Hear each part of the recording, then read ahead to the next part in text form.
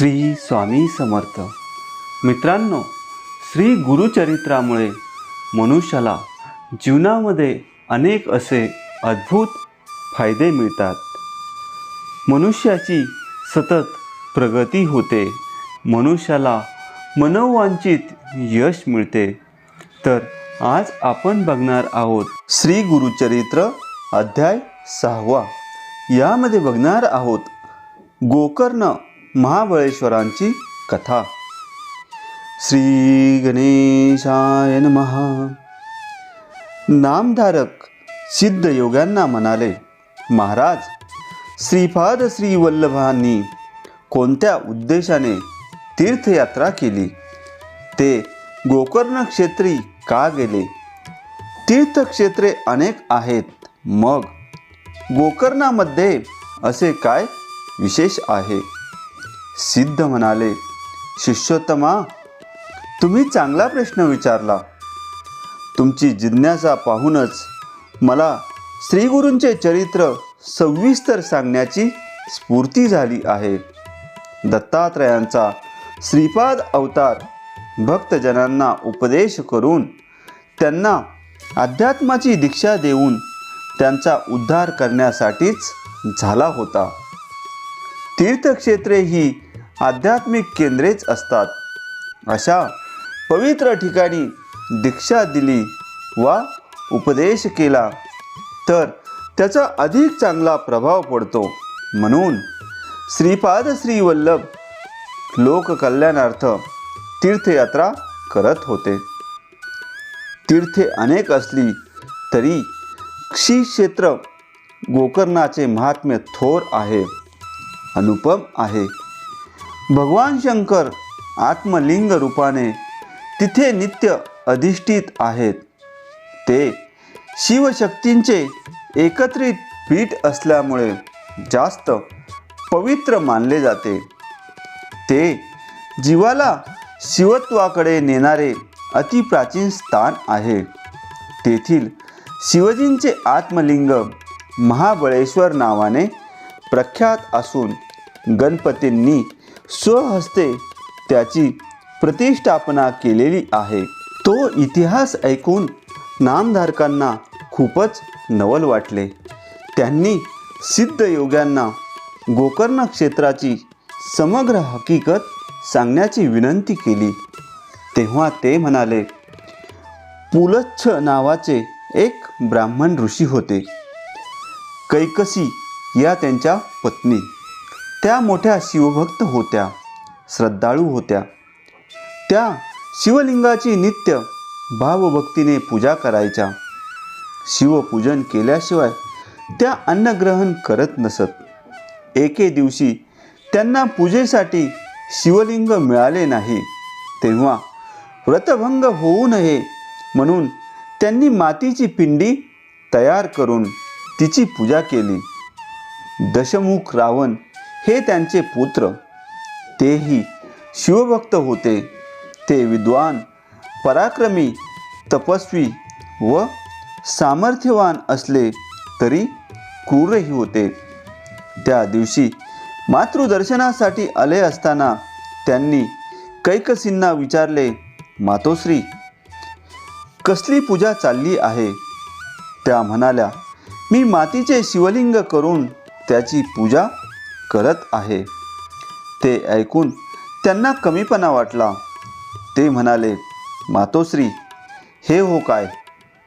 तुम्ही माझ्यासारख्या महाबलाढ्य पुत्राची माता आहात आणि मृत्तिकालिंगाची पूजा करता. काय हे दुर्भाग्य!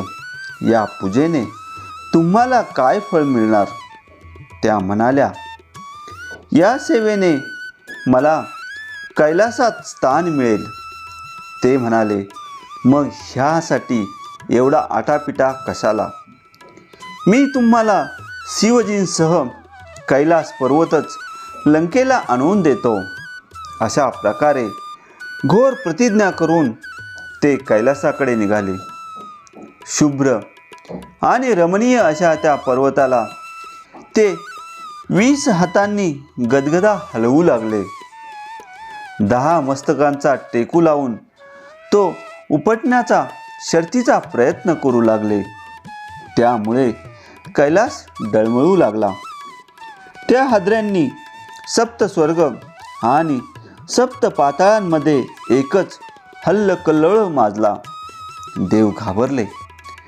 ब्रह्मदेव आणि विष्णू गडबडून गेले. प्रलयाच्या भीतीने अवघे चराचर थरकापले. शिवगण कासावीस झाले. गिरिजा भयभीत झाल्या. त्या शिवजींचे चरण धरून म्हणाल्या, नाथ, हा काय प्रकार आहे? कैलास का डगमगत आहे? विश्वात सर्वत्र मोठा आकांत चालला असताना तुम्ही असे स्वस्थ का? उठा, काहीतरी उपाय करा. ते म्हणाले, पार्वती, चिंता करू नका. माझे भक्त रावण भक्तीने खेळ खेळत आहेत. त्या म्हणाल्या, हा कसला खेळ? आधी त्यांना आवरा. सर्व देव घाबरून गेले आहेत. त्यांचे रक्षण करा. तेव्हा त्यांची विनंती मान्य करून शिवजींनी डाव्या हाताने शिखरावर दाब दिला. त्यामुळे रावण 10 मस्तके आणि 20 हातांसह पर्वताखाली दडपले गेले. त्यांचा जीव कासावीस झाला. प्राण कंठाशी आले. ते शिवनामाचा घोष करू लागले. शिवस्तुती करून त्यांना करुणा वचनांनी आळवू लागले आणि रक्षणासाठी आर्ततेने प्रार्थना करू लागले. त्यांचा आक्रोश ऐकून शिवप्रभूंना दया आली. त्यांनी डाव्या हाताचा भार काढून घेताच त्यांची सुटका झाली. जीवदान मिळाल्यावर त्यांनी शिवजींची अपार स्तुती केली. त्यांनी आत्यंतिक समर्पण भावनेने आपले मस्तक छेदले. आपल्या आतड्याचा काही भाग काढून त्याची दोरी वळली. ती त्या मस्तकाला जोडून एक तंतुवाद्य तयार केले. त्याच्या साथीने ते स्वरयुक्त गायन करू लागले. त्यांनी सर्वप्रथम सामवेदाचे गायन केले व आपल्या गायनातून नवरसांचे भाव प्रगट केले. एवढी कथा सांगून सिद्ध योग्यांनी नामधारकांना 8 गण, 9 रस, सप्तस्वर, सप्तस्वरांची स्थाने, त्यांचे कुळ, त्यांचा वंश, त्यांचे रूप, त्यांचा स्वभाव व भावना इत्यादी माहिती सांगितली. ती अशी: म, न, भ, त, ज, र, स आणि य असे 8 गण आहेत. शांत, भयानक, अद्भुत, शृंगार, हास्य, करुण, रौद्र, वीर आणि बीभत्स असे 9 रस आहेत. सा म्हणजे षडज, रे म्हणजे ऋषभ, ग म्हणजे गांधार, म म्हणजे मध्यम, प म्हणजे पंचम, ध म्हणजे दैवत आणि नी म्हणजे निषाद असे 7 स्वर आहेत. त्यानंतर रावणांनी किती रागांमध्ये गायन केले ते सांगताना सिद्ध योग्यांनी नामधारकांना 36 राग रागिण्यांची नावेही सांगितली. मग ते म्हणाले, रावणांचे सुस्वर गायन आणि त्यांचा पराकोटीचा भक्तिभाव पाहून शिवजी अतिशय प्रसन्न झाले. त्यांनी पंचवदन आणि दशमुज स्वरूपात त्यांना दर्शन दिले व म्हणाले, मी तुम्हाला वर देऊ इच्छितो, तरी जे अपेक्षित आहे ते मागून घ्या. रावणांनी त्यांना वंदन केले व म्हणाले, शंभू महादेवा, मला कसलीही कमतरता नाही. लक्ष्मींसहित सर्व देवता माझ्या आज्ञेत वागतात, माझी सेवा करतात. मला इंद्रजितांसारखा पुत्र व कुंभकर्णांसारखा भाऊ आहे. माझ्याकडे कामधेनूही आहे. म्हणून मला स्वतःसाठी काहीही नको, पण माझ्या मातोश्री तुमची भक्ती करतात, नित्यनेमाने लिंग पूजा करतात. त्यांना तुमची नित्य पूजा करता यावी म्हणून कैलास पर्वतच लंकेमध्ये न्यावा या हेतूने मी इथे आलो आहे. ही माझी इच्छा तुम्ही पूर्ण करा. शिवजी म्हणाले, एवढेच ना?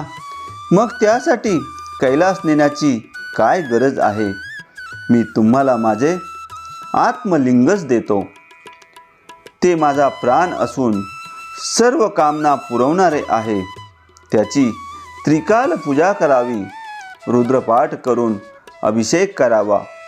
पूजेनंतर माझ्या नावाचा 108 वेळा जप करावा. अशा प्रकारे त्या आत्मलिंगाची 3 वर्षे पूजा केल्यास उपासक मत्स्य स्वरूप होतो. त्याच्या सर्व इच्छा पूर्ण होतात. ज्याच्यापाशी ते लिंग असेल त्याला मृत्यूचे भय नाही. त्याच्या दर्शनाने महादोषांचे निवारण होते, भक्तांचा उद्धार होतो. त्यांनी आत्मलिंगाचे महात्म्य सांगितले व ते रावणांच्या हाती देऊन म्हणाले, हे लंकेतच घेऊन जा. याची 3 वर्षे पूजा करा. मग तुम्ही माझ्यासारखेच ईश्वर स्वरूप व्हाल. पण मार्गाने जाताना हे दिव्य लिंग भूमीवर मात्र ठेवू नका. शिवजींचे आत्मलिंग प्राप्त झाले म्हणून रावणांना खूपच आनंद झाला होता. मातोश्रीची इच्छा पुरवण्यात आपण यशस्वी झालो याचा त्यांना सार्थ अभिमान वाटत होता. आत्मलिंग जड आहे, ते काळजीपूर्वक नेले पाहिजे. शिवाज्ञेचा भंग होता कामा नये असा निश्चय करून त्यांनी शिवप्रभूंचा निरोप घेतला आणि लंकेच्या दिशेने मार्गक्रमण करू लागले. ही गोष्ट त्रिकालज्ञानी नारदांना तत्काळ समजली. ते त्वरेने इंद्राकडे गेले व म्हणाले, देवराज, स्वस्थ काय बसलात? तिकडे शिवजींनी रावणांना आत्मलिंग दिले आहे आणि या आत्मलिंगाची 3 वर्षे पूजा केल्यास तुम्ही स्वतःच ईश्वर व्हाल, चिरायू व्हाल आणि तुमचे नगरच कैलास होईल असा वरही दिलेला आहे. त्यामुळे ते अमर होतील, सर्व समर्थ होतील. मग त्यांच्या तावडीतून कोणीही सुटणार नाही. आता तुमचे वैभव गेलेच म्हणून समजा. आता तुम्ही सर्व देव अप्सरांसह रावणांकडे जा, कारण यापुढे तुम्हाला त्यांचीच सेवा करावी लागणार आहे. ते वर्तमान ऐकून देवराज घाबरले. ते हात जोडून म्हणाले, देवर्षी, आता तुम्हीच मार्ग दाखवा.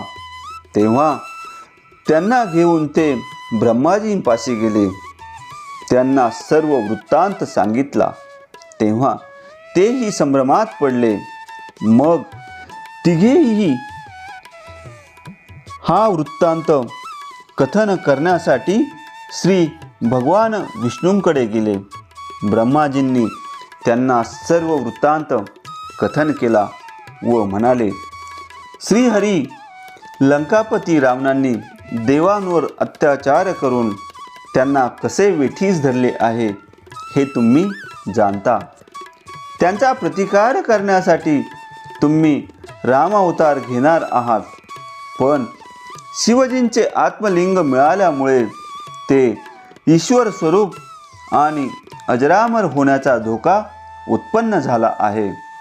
म्हणून त्वरित उपाययोजना करा, नाहीतर पुढे तुम्हालाच जड जाईल.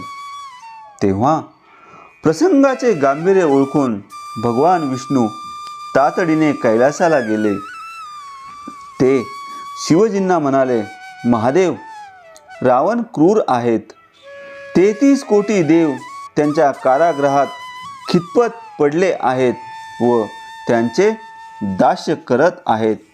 हे सर्व माहीत असूनही तुम्ही त्या दुरात्म्यांना कसा काय वर दिलात? तुम्ही त्यांना देवत्वच बहाल केले आहे. आता ते त्रैलोक्यात उच्छाद मानतील. शिवजी म्हणाले, श्रीहरी, मी तरी काय करू? माझा स्वभावच असा आहे. भक्तांची भक्ती पाहून मला त्यांच्या दोषांचा विसर पडतो. रावणांनी स्वतःचे मस्तक तोडून तयार केलेल्या विणेवर वेदाधिकांचे सुस्वर गायन केले, माझी अपार स्तुती केली. ही त्यांची निर्वाणीची भक्ती पाहून मी इतका संतुष्ट झालो की त्यांना माझे प्राणस्वरूप आत्मलिंगच देऊन टाकले. त्यावेळी त्यांनी माझ्या पत्नी मागितल्या असत्या तर त्यांनाही मी दिले असते. श्रीहरी म्हणाले, देवा, तुम्ही भोळेपणाने वर देता म्हणूनच दैत्य उन्मत्त होऊन देवा ब्राह्मणांचा छळ करतात. मग त्यांच्या रक्षणासाठी मला अवतार घ्यावे लागतात. बरं, ते राहू दे. रावणांना आत्मलिंग देऊन साधारणतः किती वेळ झाला असेल? शिवजी, 5 घटका झाल्या असतील. श्रीहरी, एव्हाना ते लंकेत पोचलेही असतील. शिवजी, नाही, तशी शक्यता कमी आहे. ते मार्गातच कुठेतरी असतील. मी त्यांना आत्मलिंग भूमीवर ठेवायचे नाही असे बजावले आहे. ते ऐकताच विष्णूंनी त्वरेने हालचाल केल्या. सर्वप्रथम आपले सुदर्शन चक्र सूर्यनारायणांच्या दिशेने सोडले. मग नारदांना पाचारण करून म्हणाले, मुनिवर, सुदर्शन चक्र सूर्यदेवांना झाकून सूर्यास्ताचा आभास निर्माण करेल. रावण नित्यनेमाने संध्या करतात, हे तुम्ही लक्षात घ्या. त्यांना गाठून हर प्रयत्नाने त्यांना विलंब होईल असे करा. नारद रवाना होताच त्यांनी गणपतींना बोलावले व म्हणाले, तुम्ही विघ्नहर्ता आहात म्हणून सर्व कार्यारंभी तुमचे पूजन करतात. जे तुमची भक्ती करतात त्यांच्या मनोकामना तुम्ही पूर्ण करता. जे तुमच्याकडे दुर्लक्ष करतात त्यांना विघ्ने त्रास देतात. सर्व देव तुम्हाला वंदन करतात, पण लंकापती रावण तुम्हाला जराही मानत नाहीत. हे लक्षात घ्या. त्यांनी तुमच्या नकळत महादेवांकडून अमरत्व प्रदान करणारे त्यांचे प्राणस्वरूप आत्मलिंग मिळवले आहे. त्याच्या योगे सिद्धी प्राप्त झाल्यास ते काय अनर्थ करतील याची कल्पनाच करवत नाही. म्हणून त्यांना लंकेत जाण्यापूर्वीच अडवले पाहिजे. हे आत्मलिंग भूमीवर ठेवू नका असे शिवजींनी त्यांना आधीच सांगितले आहे. त्याचाच फायदा करून घ्यायचा आहे. त्यांना विलंब करण्यासाठी नारद पुढे गेलेलेच आहेत. आता लवकरच सूर्यास्त होईल.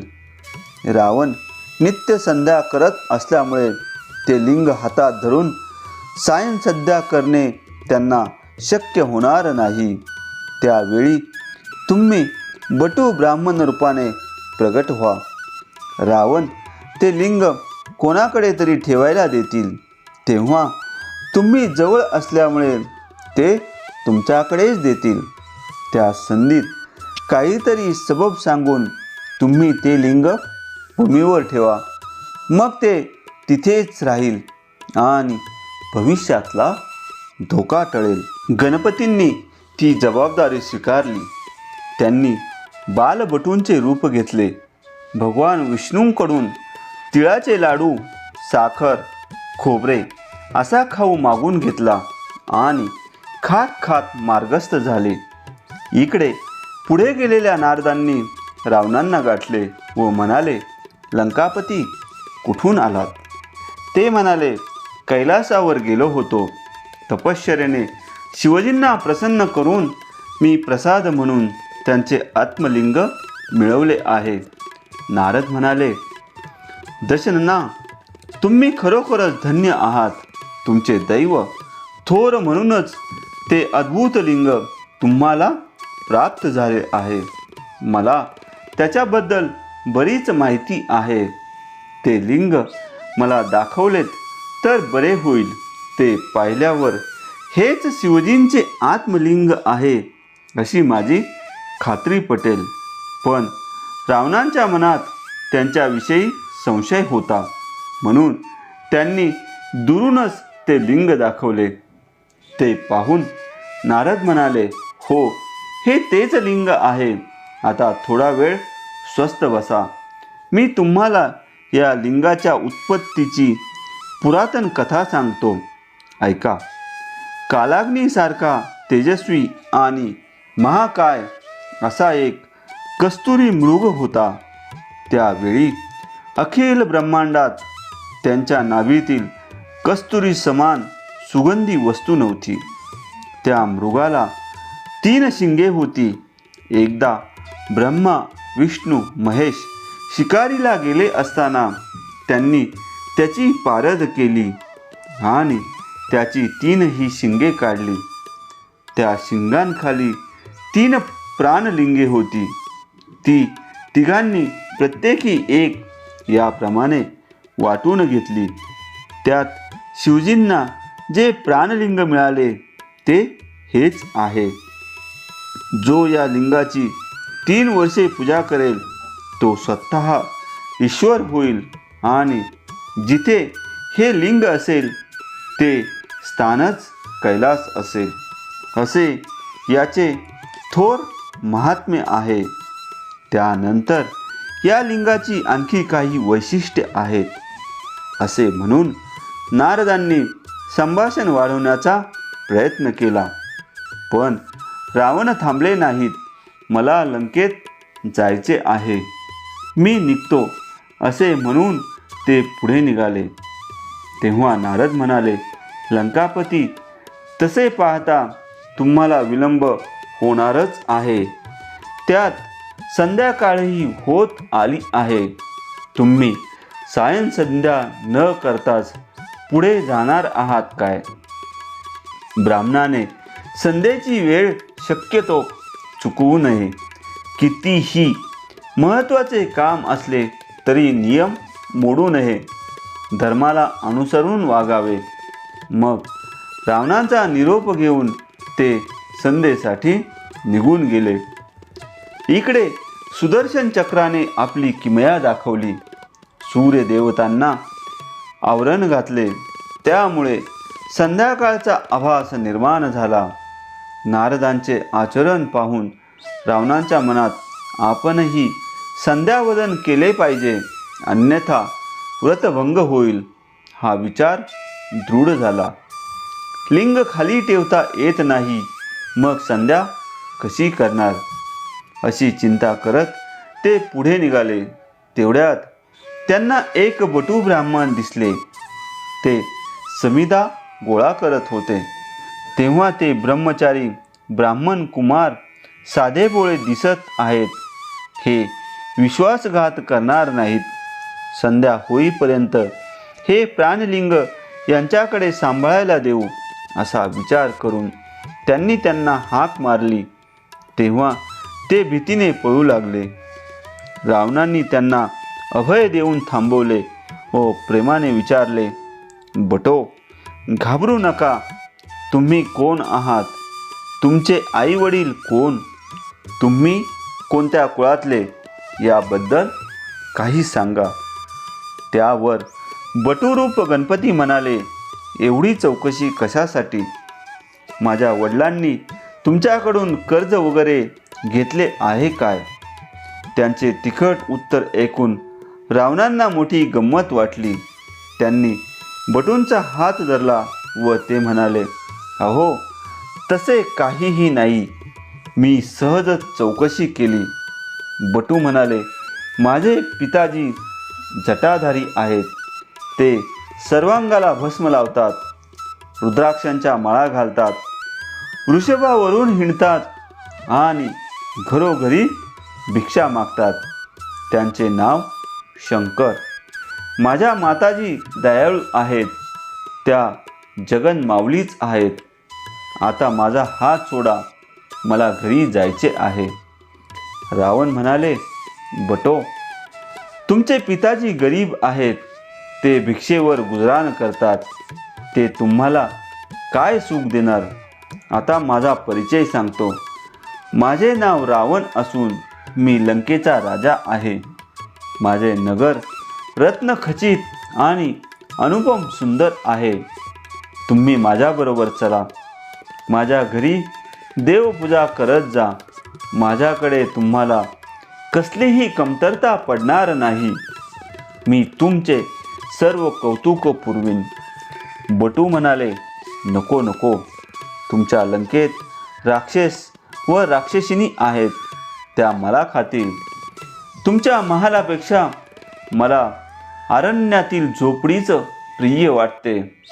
आता मला जाऊ द्या, मला खूप भूक लागली आहे. रावण म्हणाले, ठीक आहे, जा, पण जाण्यापूर्वी मला थोडीशी मदत करा. आता माझी संध्येची वेळ झालेली आहे, म्हणून मी संध्या करून येईपर्यंत हे पवित्र शिवलिंग थोडा वेळ सांभाळा, पण कृपा करून हे खाली ठेवू नका. बटू म्हणाले, मी लहान आहे, तुम्ही मला कशासाठी त्रास देत आहात. तुमचे शिवलिंग खूप जड आहे, ते मला कसे पेलवणार. त्या समयी रावणाने त्यांना अनेक प्रकारे समजावले, तेव्हा कुठे ते तयार झाले. पण त्यांनी एक अट घातलीच. ते म्हणाले, लंकेश्वर, तुम्ही संध्या करून लवकर परत या, तोपर्यंत मी लिंग सांभाळतो. ते खूपच जड झाले तर मी तुम्हाला 3 हाका मारीन.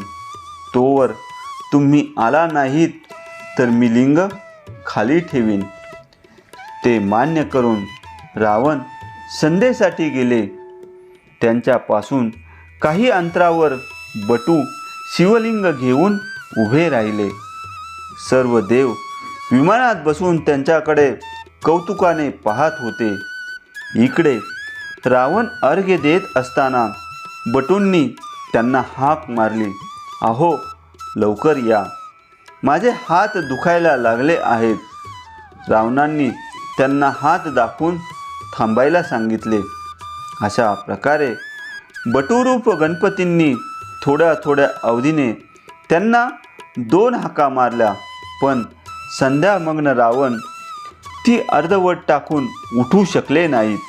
अट पूर्ण झाली होती.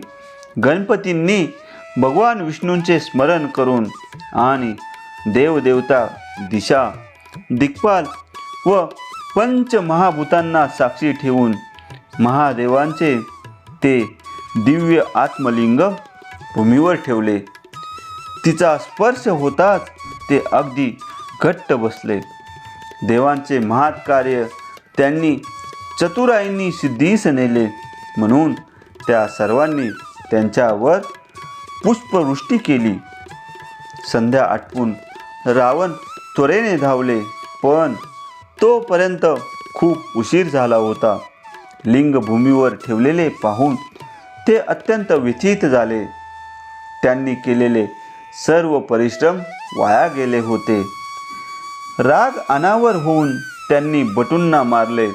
त्यामुळे ते खाली पडले आणि माझे काय चुकले, मला का मारलेत, मी माझ्या बाबांना तुमचे नाव सांगतो, असे म्हणून रडत रडत तिथून निघून गेले. ते लिंग वर काढण्यासाठी रावणांनी जोर लावून शर्तीचे प्रयत्न केले. त्यामुळे भूमंडळाला हादरे बसू लागले, पण उपयोग झाला नाही.